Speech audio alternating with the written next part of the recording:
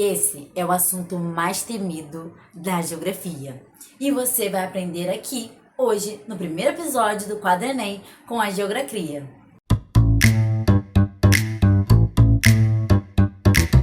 Para começar, esse fenômeno, o El Niño, que bagunça o clima inteiro do planeta, uma parada, tipo assim, gigantesca, que acontece principalmente ali na região da linha do Equador. Bom, mas antes de a gente falar exatamente de quais são as condições do El Niño, vamos falar das condições normais, tá? As condições normais estão relacionadas aos ventos alísios, aqueles ventos que sopram de leste para oeste, empurrando as águas quentes do Oceano Pacífico para a Austrália e para a região também do continente asiático.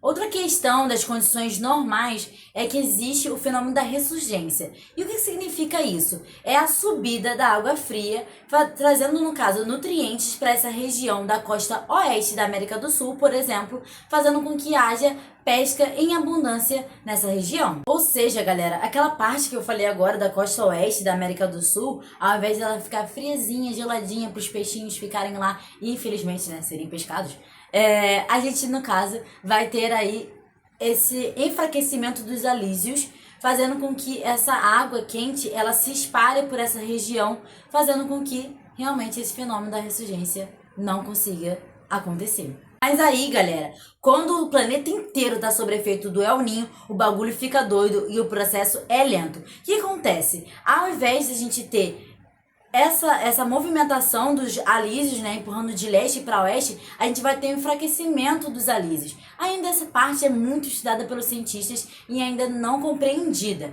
O que acontece? Essa região vai fazer com que continue, ou seja, permaneça as águas quentes na costa oeste da América do Sul, fazendo com que não aconteça o fenômeno da ressurgência.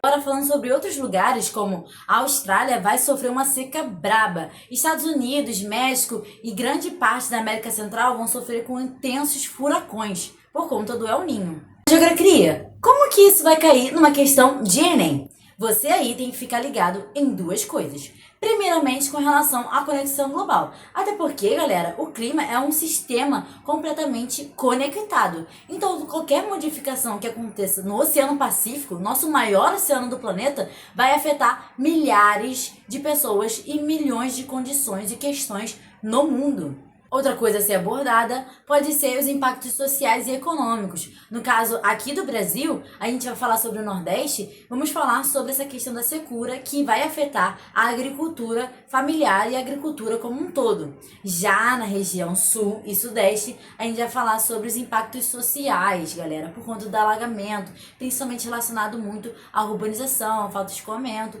enfim, dentre outras coisas geográficas que nós podemos falar mais sobre em outros vídeos. Mas geografia, e a laninha? A laninha, galera, nada mais do que simplesmente, preste bem atenção, a intensificação das condições normais que eu expliquei lá no início do vídeo, beleza? Ou seja, é tudo ao contrário do El Niño. Agora um resumão para ficar ligadaço, galera, vamos lá. Bom, primeiramente a gente vai ter, como já disse, enfraquecimento dos alísios, os ventos, né?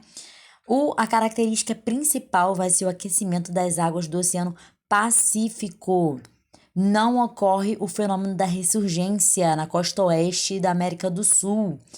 Bom, a questão do El Niño, galera, também é importante lembrar que é sem norma climática, ou seja, aquela norma de que é estudado durante 30 anos o fenômeno para poder entender a sua padronização. O El Niño ainda temos dificuldades, né? Os cientistas têm muitas dificuldades com relação a qual é o seu padrão. Existem alguns padrões, como nós estamos falando aqui nesse resumo, mas ainda assim muitas dúvidas sobre esse fenômeno, tá? E por isso que ele varia, podendo acontecer entre os meses de outubro e março, tá? Aí o porquê de El Niño, né? Um castigo do menino Jesus, tá? Da galera lá que pesca no Peru e no Chile. E tá aí, né, as consequências, né, como eu acabei de falar, a redução da pesca no Peru e no Chile.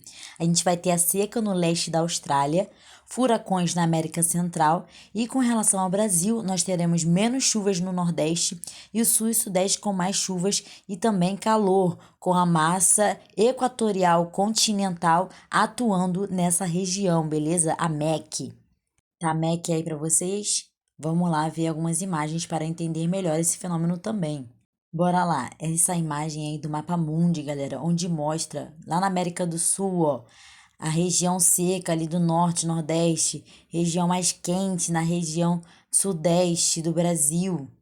Oceano Pacífico, quente e úmido, né? E aí, mais uma vez, como a gente já falou, né? Quente e seco nessa região da Austrália, parte ali da Ásia, ok? Quente na parte ali também da Ásia e na África, mais ao sul, a gente vai ter um tempo mais quente e seco e parte úmido ali na parte mais central, mais ao leste do continente. Também podemos observar a América Central, né? Com uma temperatura ali fria e mais úmida, beleza? E as áreas mais quentes na costa oeste dos Estados Unidos, ali da América do Norte. Agora os impactos globais da Laninha, galera. Observem lá como é diferente com relação ao El Ninho, né? A gente vai ter uma área mais fria e seca no Oceano Pacífico. E no caso da Austrália e também parte ali do continente asiático, nós vamos ter um clima mais chuvoso. Na América do Sul, né? Parte ali do Brasil, a gente vai ter frio no Sudeste. E, no caso, o Nordeste e o Norte vão ter chuva, beleza? Então, observem essa diferença aí entre um fenômeno e outro que acontece em períodos diferentes também, galera. Quando está acontecendo o El Ninho, é El Ninho. Quando está acontecendo a Laninha, é a Laninha. Não tem como acontecer esses dois fenômenos juntos, beleza? Vamos dar um zoom agora no nosso Brasilzão, galera.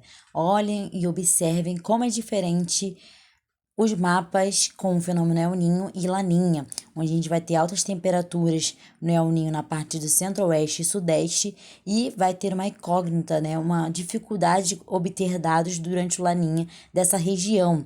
Já na região norte e nordeste, nós vamos ter mais chuvas durante a Laninha. E na região sul, durante o El Ninho, teremos mais chuvas e durante a Laninha nós teremos menos chuvas, beleza? Bora para uma questãozinha de Enem.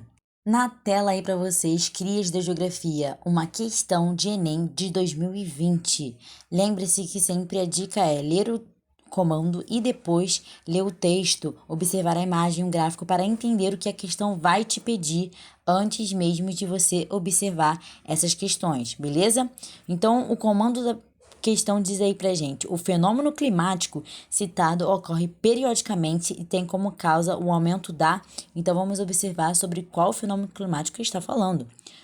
Os fundamentos da meteorologia tropical, como mostrou Richard Grove, foram estabelecidos durante o Grande El Ninho de 1970 a 91, que além de levar a seca e a fome a Madras e Bengala, desmantelou a agricultura em várias colônias caribenhas da Inglaterra. Pela primeira vez, medições meteorológicas simultâneas, milhares de milhas distantes entre si, sugeriram que aquelas condições de tempo extremo talvez estivessem associadas em todos os trópicos, uma ideia que só seria completamente desenvolvida durante a seca global de 1876 a 78. Então, qual o fenômeno aí climático citado que ocorre periodicamente e tem como causa o aumento da, ou seja, a maior característica, né, uma das características que seja desse fenômeno? Observem as opções agora. Letra A. Atuação da massa equatorial continental? Não, galera. Por quê? Massa equatorial continental, ela é quente e úmida. Nós estamos falando sobre uma seca que aconteceu nas áreas das colônias caribenhas, ou seja, na América Central. Beleza? Vamos para a letra B. Velocidade dos ventos no hemisfério sul. Também não, a gente sabe que o fenômeno do El Ninho tem um enfraquecimento dos ventos, então não vai ter uma questão relacionada à velocidade deles. Letra C. Atividade vulcânica no Círculo do Fogo? Também não, né, galera? A gente sabe que o El Ninho não está relacionado à atividade tectônica do planeta Terra, ou seja, ligado às placas tectônicas. É um fenômeno atmosférico, relacionado também aos oceanos, ok? Letra D. Temperatura das águas do Pacífico? Sim, galera, porque a gente sabe que a maior característica, uma das principais características do El Ninho é a mudança da temperatura das águas do Pacífico, né? Então, na letra E, nós vamos ter a liquefação das geleiras do Ártico. Sabemos que liquefação é a passagem do estado sólido para o estado líquido, ou seja, seria o derretimento das geleiras. E também não vai estar relacionado a isso, né, galera? A seca extrema dessas regiões, beleza? Então, a resposta é letra D, temperatura das águas do Pacífico. Agora você aí pode se tornar um cria da geografia, se inscrevendo aqui no canal e me seguindo nas redes sociais. Com certeza você já sabe tudo sobre o El Ninho a partir desse primeiro episódio do quadro Enem com a Geografia. Valeu, galera, e até o próximo episódio. Tchau!